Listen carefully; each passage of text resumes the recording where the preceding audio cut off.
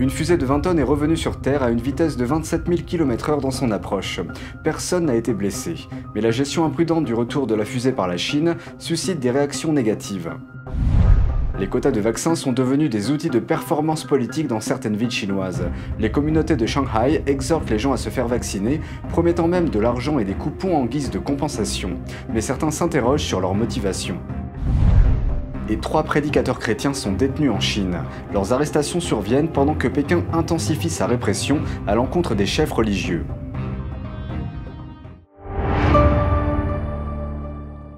Bienvenue dans Regard sur la Chine, je suis Vladian Huitens. Une fusée de 20 tonnes vient de retomber sur Terre à une vitesse de 27 000 km/h. Les rapports disent que personne n'a été blessé, mais des scientifiques critiquent l'imprudence de la Chine au sujet du retour de la fusée. L'engin spatial, de la taille d'un immeuble de 10 étages, ne s'est pas complètement consumé dans l'atmosphère en retombant sur la planète. Le débris de la fusée a frôlé les États-Unis et est passé à seulement 144 km au-dessus de la Floride. Il se déplaçait à une vitesse d'environ 27 000 km/h à ce moment-là. Les rapports varient quant à l'endroit où la fusée a atterri. Les médias d'État chinois affirment que les débris ont atterri dans l'océan Indien, près des Maldives, à environ 96 km des terres habitées. D'autre part, le commandement spatial américain a confirmé que la fusée a atterri au-dessus de la péninsule arabique, mais il a ajouté que l'on ne savait pas si les débris avaient touché la terre ou l'eau. La fusée chinoise a été lancée dans l'espace pour la première fois il y a 2 semaines. Il s'agit d'une fusée utilisée pour mettre en orbite une partie de la nouvelle station spatiale chinoise. La livraison a été réussie, mais les scientifiques de Pékin n'ont pas intégré dans la conception de la fusée des dispositifs de sécurité pour l'entrée dans l'atmosphère. En conséquence, la fusée est retombée sur Terre de manière incontrôlée. La façon dont la Chine a géré ce retour a suscité de nombreuses critiques.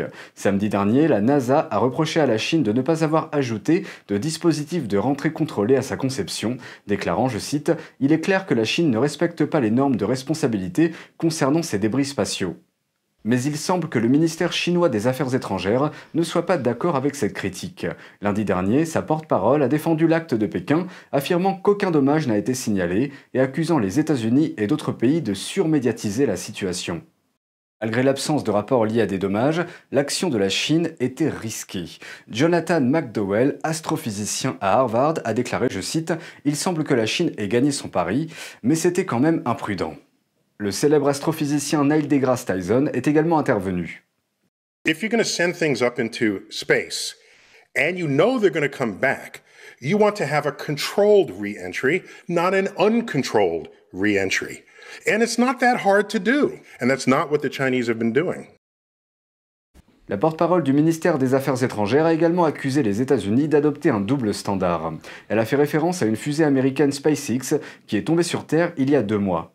Mais la porte-parole a omis de mentionner que la fusée SpaceX était équipée de dispositifs pour une rentrée sécurisée.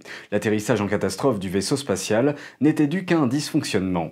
De plus, la fusée SpaceX ne pesait qu'environ 1 tonne. La fusée chinoise peut s'enorgueillir de peser environ 20 fois ce poids. Ce crash incontrôlé pourrait ne pas être le dernier de la Chine. Le gouvernement de Pékin prévoit d'envoyer une autre fusée dans quelques semaines, et après cela, il a prévu 9 autres lancements.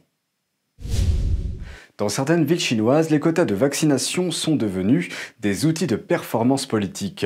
Les communautés de Shanghai exhortent les gens à se faire vacciner, promettant même de l'argent et des coupons en guise de compensation. Pékin met l'accent sur la vaccination de masse.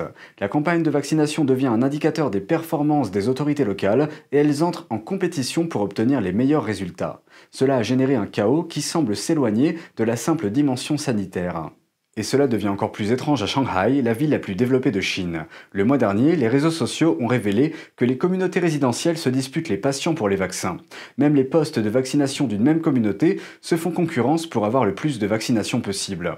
Un avis circule dans le district de Putuo, à Shanghai, indiquant que des habitants d'un autre district, Baoshan, conduiraient les résidents dans leur communauté pour les vacciner, mais ça ne s'arrête pas là. Ils paieraient environ 50 $ pour chaque personne acceptant de s'y rendre.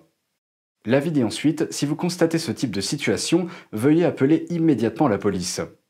Non seulement le district de Baoshan prend des patients pour la vaccination d'autres districts, mais les stations de vaccination du district de Baoshan sont en concurrence les unes avec les autres. Un internaute donne l'exemple de son ami, une personne de son entreprise qui était censée se faire vacciner. Mais au lieu de cela, un bus l'a emmené vers une autre station, à Luodian. En plus de cela, une résidente de Shanghai nous a expliqué que des gens sont payés pour se faire vacciner. If you take the vaccine as a member from our company, we will pay you $80. You take the vaccine using my ID, I will pay you a certain amount. It's like this. Madame Lee critique également les écoles qui vaccinent les enfants sans en avertir les parents. These poor kids, they don't know to fight back and can only listen to their teachers. Teachers say it's all right and notify parents only after they give students the shot. Un autre habitant de Shanghai dit que pour finir leur quota, il est presque certain que les communautés se disputent les patients pour la vaccination.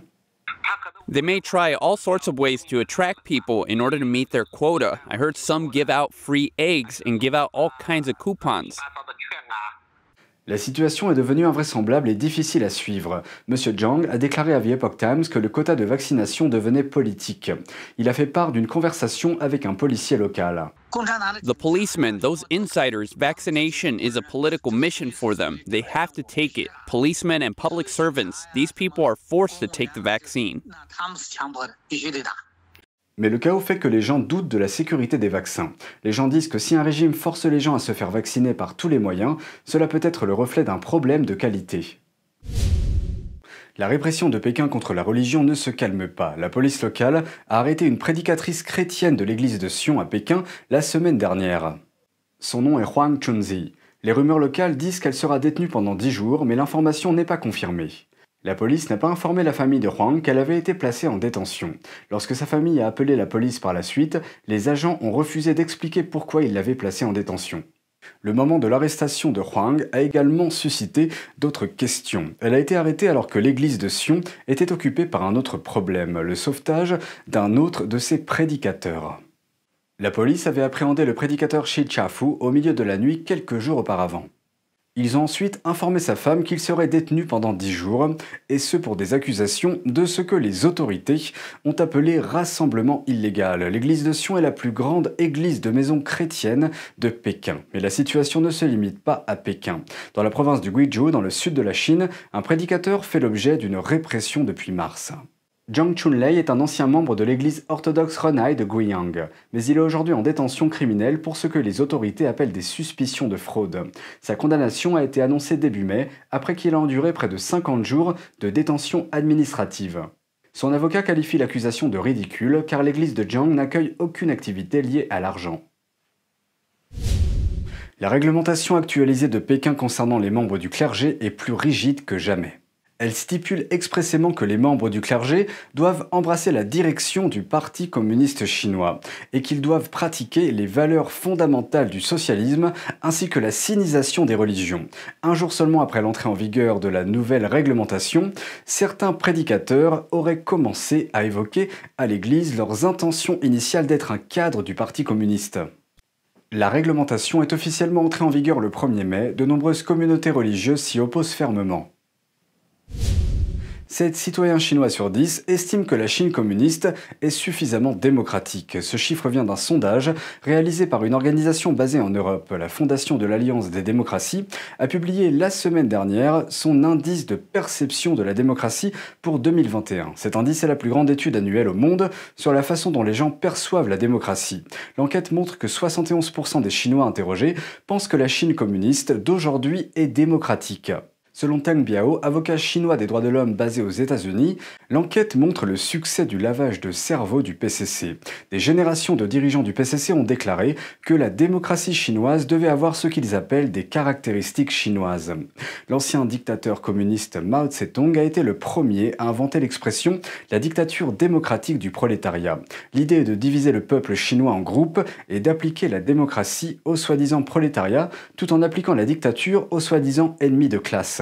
Le PCC a intégré cette phrase dans la Constitution dans les années 50 et il mandate les écoles chinoises pour l'enseigner.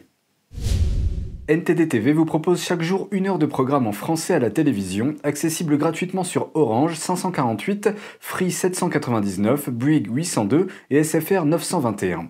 Première diffusion à 20h et rediffusion le lendemain à 13h. Vous pouvez aussi regarder nos vidéos sur le site ntdtv.fr et la plateforme ntdtv.fr YouMaker. Et c'est tout pour aujourd'hui, merci d'avoir suivi Regard sur la Chine. Nous disposons d'une nouvelle chaîne YouTube sur internet, NTD Actualité. Je vous invite à vous y abonner pour regarder les news. On se retrouve demain pour une nouvelle émission, prenez soin de vous et à bientôt.